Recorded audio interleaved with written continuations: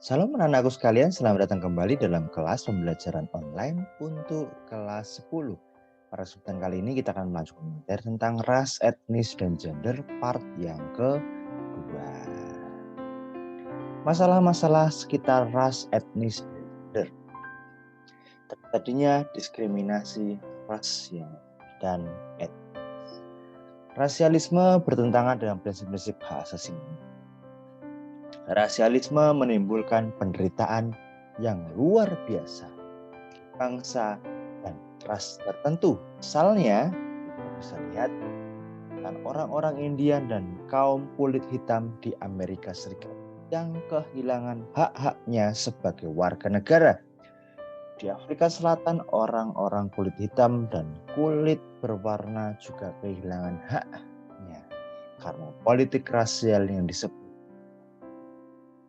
yaitu pembedaan manusia berdasarkan ras dengan cara mendiskriminasikan mereka yang berkulit hitam, berkulit berwarna, dan orang-orang Asia. Ya, mereka yang bukan kulit putih dibatasi ruang geraknya dan hampir tidak oleh hak sebagai warga. Seiring dengan perkembangan masyarakat, kemajuan ilmu pengetahuan dan teknologi, diskriminasi rasial mulai terkikis secara perlahan dan kini muncul kesadaran bahwa diskriminasi rasial bertentangan dengan hak asasi manusia. Kemudian kita juga bisa melihat tentang adanya diskriminasi gender. Istilah kesetaraan gender berarti kesamaan kondisi bagi laki-laki dan perempuan untuk memperoleh kesempatan serta hak-haknya sebagai manusia agar mampu berperan dan berpartisipasi dalam kegiatan politik, hukum, ekonomi, sosial budaya, pendidikan, serta kesamaan dalam menikmati hasil pembangunan tersebut. Kesetaraan gender juga meliputi penghapusan diskriminasi dan ketidakadilan struktural baik terhadap laki-laki maupun perempuan. Jadi, diskriminasi gender adalah perlakuan yang berbeda terhadap laki-laki dan perempuan. Diskriminasi terjadi terhadap perempuan dan dipengaruhi oleh budaya. Umumnya, budaya Indonesia lebih berpihak pada kaum laki-laki dibanding kepada kaum perempuan. Keadilan gender adalah suatu proses dan perlakuan adil terhadap perempuan dan laki-laki. Keadilan gender menghilangkan pembakuan peran, beban ganda, subordinasi, marginalisasi terhadap kelompok yang dianggap lebih lemah, dan kekerasan terhadap perempuan maupun laki. Pemahaman tentang Alkitab, mana kita tentang ras, etnis, dan seperti apa?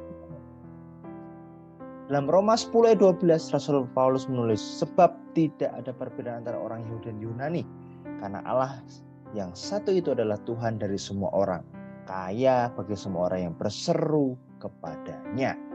Pernyataan Paulus ini tentu sangat mengejutkan orang pada waktu itu, mengingat orang Yunani biasa menyebut orang-orang non-Yunani sebagai bangsa barbar.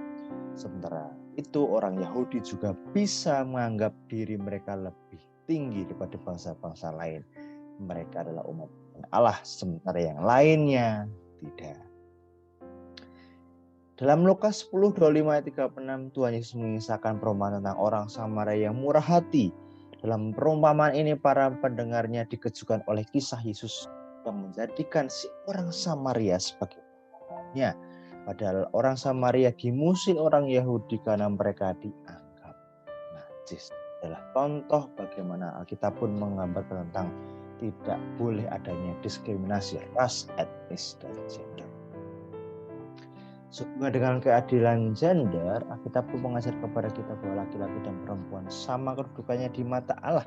Ada beberapa contoh di Alkitab tentang Yesus memperhatikan kaum perempuan sebagai orang yang seringkali dinomorduakan, bahkan direndahkan di kalangan orang-orang Israel.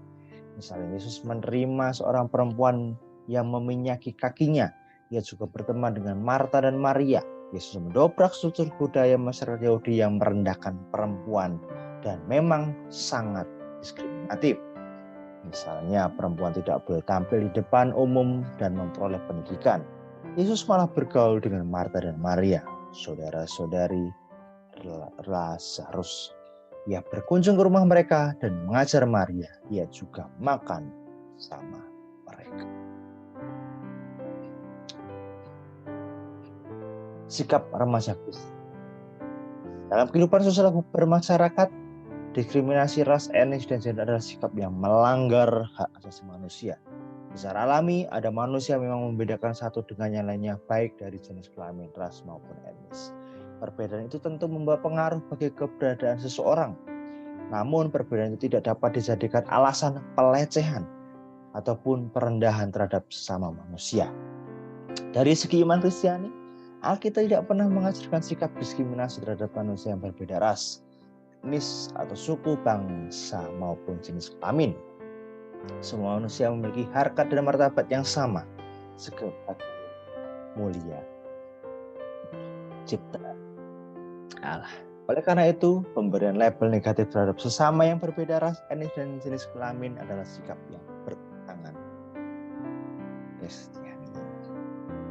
Rangkuman dari materi ini. Persoalan ras, etnis, dan gender telah diperdebatkan selama berabad-abad. Dengan saat ini, masih beberapa kali menjumpai adanya diskriminasi. Tapi zaman sudah modern, hal ini sudah mulai terkikis dan mulai adanya kesetaraan. Pemahaman yang keliru terhadap perbedaan ras, etnis, dan gender mengakibatkan ketimpangan bahkan ketidakadilan dalam hidup berrelasi dengan sama kita. Perbedaan yang ada seharusnya memperkaya kita dalam melihat kekuasaan Tuhan yang sudah menghadirkan manusia dengan keunikannya masing-masing.